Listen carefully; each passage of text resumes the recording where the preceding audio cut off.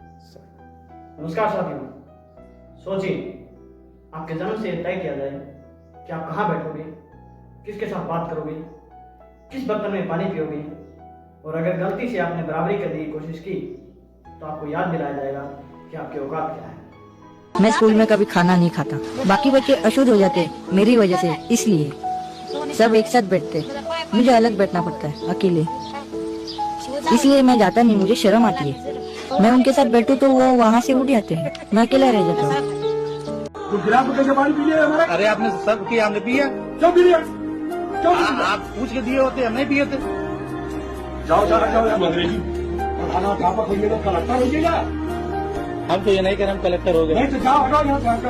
राजस्थान जालौर जिले का एक गांव, जहाँ एक छोटे से बच्चे को सिर्फ इसलिए पीट पीट कर मार दिया गया क्योंकि उसने उस घड़े से पानी पी लिया था जो उसके लिए था ही नहीं।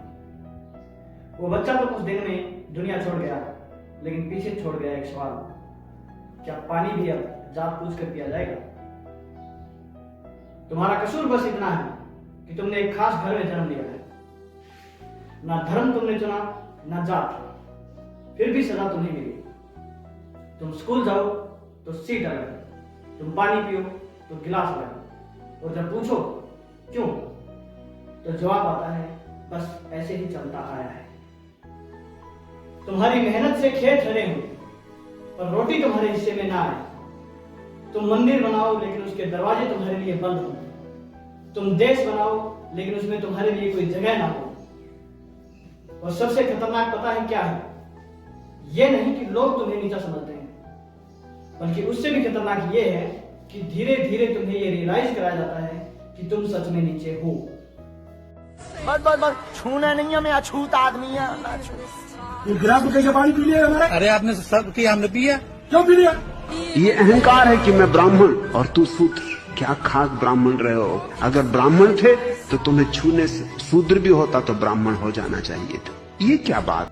लेकिन अब सवाल यह नहीं कि उन्होंने तुम्हें कितना नीचे दिखाया, बल्कि सवाल यह है कि तुम खुद को कब तक नीचा मानोगे। क्योंकि अगर तुमने ये मानने से इनकार कर दिया, उसी दिन से पूरी व्यवस्था हिल जाएगी।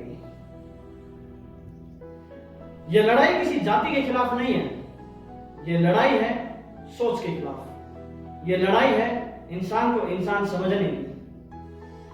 अगर इंसान की कीमत उसके कर्म से नहीं, उसकी जात से तय होने लगे तो समझो समाज आज भी बीमार है। लेकिन अब यह आवाज दबेगी नहीं, क्योंकि जब हक छीना जाता है तो आवाज उठती है, और जब आवाज उठती है तो बदलाव जरूर आता है। अब सवाल आपसे है, क्या हम सच में बराबरी वाला समाज बना पाए हैं?